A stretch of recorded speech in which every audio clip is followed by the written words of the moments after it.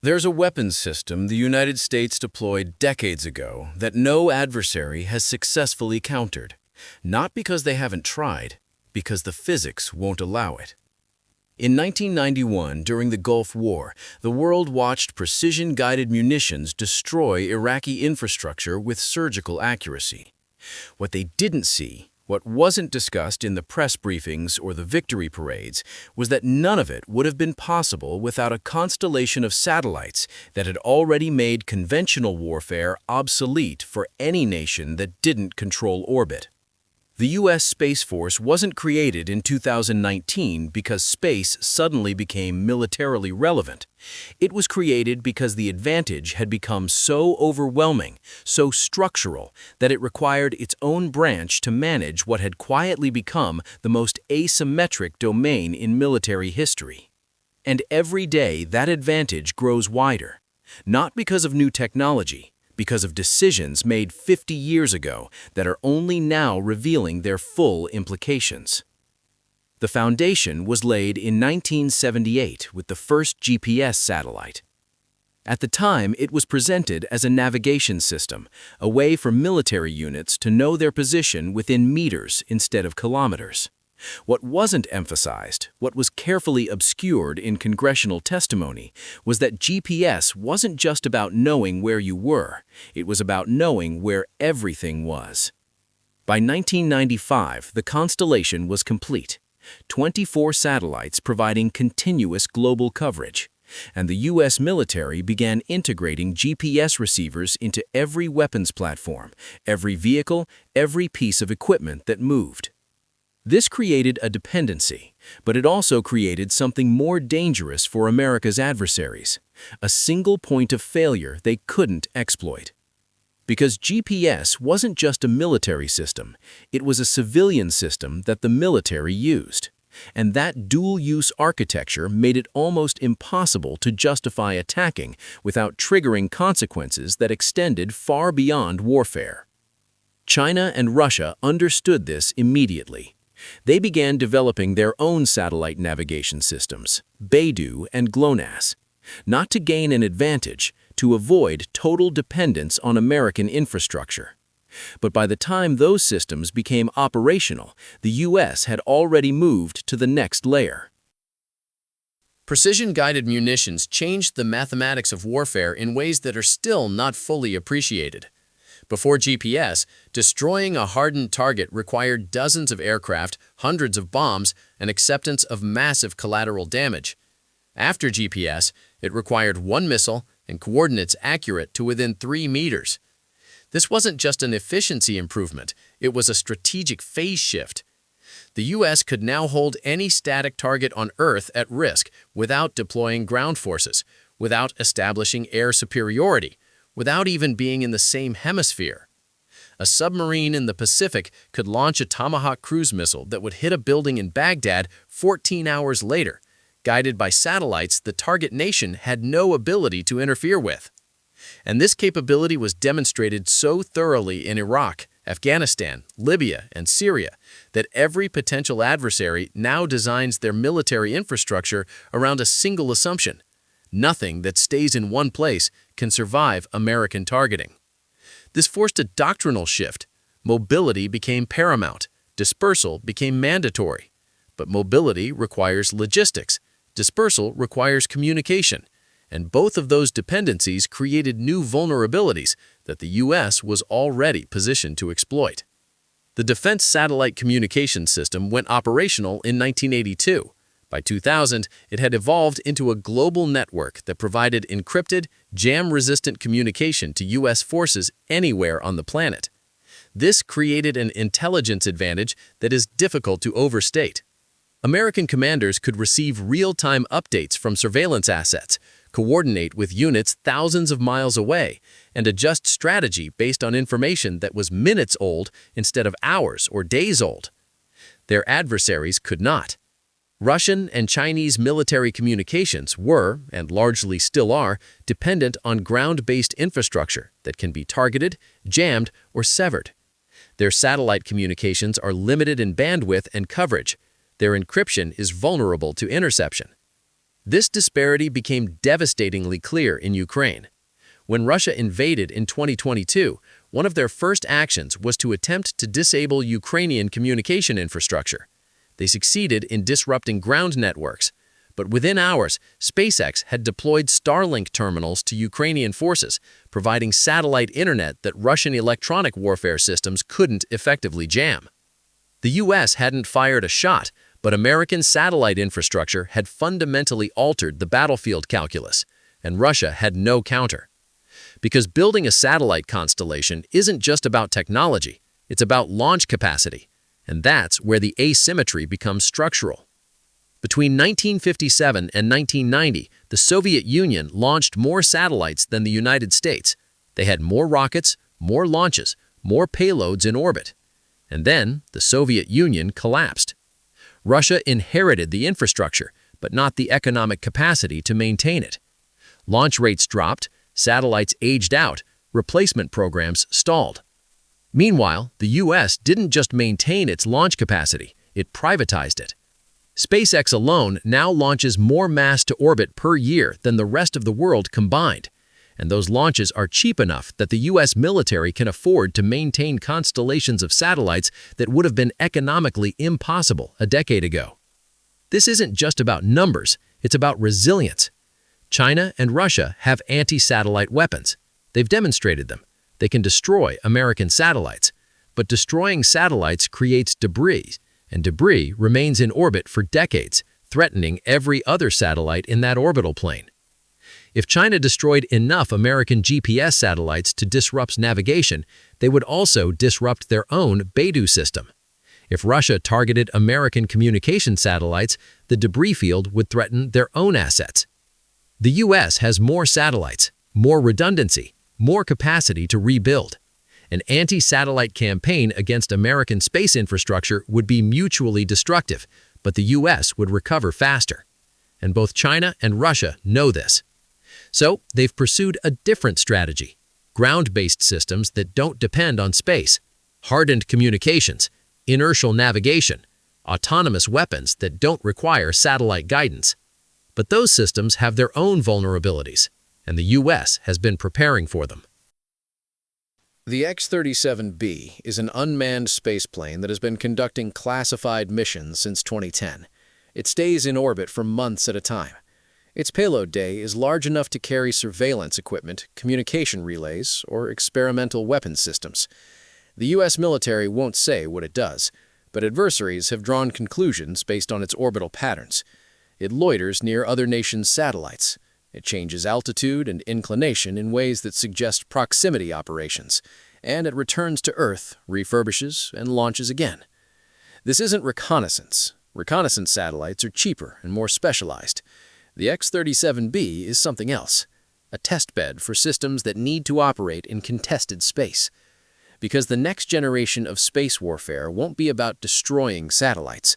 It'll be about disabling them temporarily, hacking their systems, or physically interfering with their operation in ways that don't create debris. And the X-37B suggests the U.S. is further along in developing those capabilities than anyone else.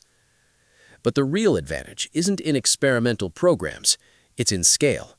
The U.S. Department of Defense operates over 1,000 satellites. That number is classified, so the real figure is likely higher. These satellites provide navigation, communication, surveillance, weather data, missile warning, and signals intelligence. No other nation operates even half that number for military purposes. This creates a systemic advantage that compounds over time. American forces can coordinate globally in real time. They can track adversary movements continuously. They can strike with precision anywhere on Earth, and their adversaries cannot do the same. China is building their capabilities. By 2030, they may have 300 military satellites. That's still less than a third of what the U.S. has now. And by 2030, the U.S. will have more. Because American launch capacity keeps accelerating. SpaceX is building Starship, a fully reusable launch system designed to carry 100 tons to orbit at a fraction of current costs. If it works, the U.S. will be able to deploy and replace satellites faster than any adversary can target them. This isn't a temporary advantage, it's a structural lock-in. But there's a deeper implication that military analysts rarely discuss publicly. Space dominance doesn't just enable American military power, it makes American military power unavoidable. Because once you've built a global surveillance and communication network, once you've deployed weapons systems that depend on that network, once you've structured your entire military around space-based infrastructure, you can't allow anyone else to threaten it without risking your own capability. This creates a security dilemma that has no resolution. China and Russia cannot allow the U.S. to maintain unchallenged space dominance without accepting permanent strategic inferiority. But they also cannot challenge that dominance without risking a conflict that would devastate their own space capabilities. And the U.S. cannot allow them to develop equivalent capabilities without losing the advantage that underpins its global military posture. This is why the Outer Space Treaty, which prohibits weapons of mass destruction in space but allows conventional weapons, has never been updated, because updating it would require the U.S. to accept limits on its own capabilities, and no American administration will do that. So this cycle continues. The U.S. launches more satellites, China and Russia develop anti-satellite weapons, the U.S. develops countermeasures. China and Russia invest in redundant systems. Each side spends billions trying to offset the other's advantages, and the gap doesn't close, because the U.S. isn't just ahead technologically, it's ahead economically and industrially in ways that can't be bridged through spending alone. SpaceX can launch a Falcon 9 for $60 million. Russia's Soyuz costs $80 million and carries less payload. China's Long March rockets are cheaper, but their launch rate is still a fraction of SpaceX's. This cost asymmetry means the U.S. can afford to maintain and expand its space infrastructure at a pace that forces adversaries into economically unsustainable competition. And that's before considering Starlink. Starlink was marketed as a commercial internet service, but its military implications are already visible. The U.S. military is integrating Starlink terminals into its communication architecture. This provides a backup network that is nearly impossible to disable, because there are over 5,000 Starlink satellites in orbit, and more are launching every week. If an adversary tried to disable American military communications by targeting satellites, they would need to destroy thousands of them, and doing so would create a debris field that would make low Earth orbit unusable for decades.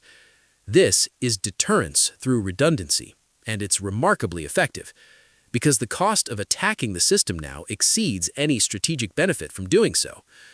China has announced plans to build its own mega-constellation, Guowang, with nearly 13,000 satellites, but they haven't launched a single one yet, and even if they begin tomorrow, they'll be years behind SpaceX in both deployment and operational experience.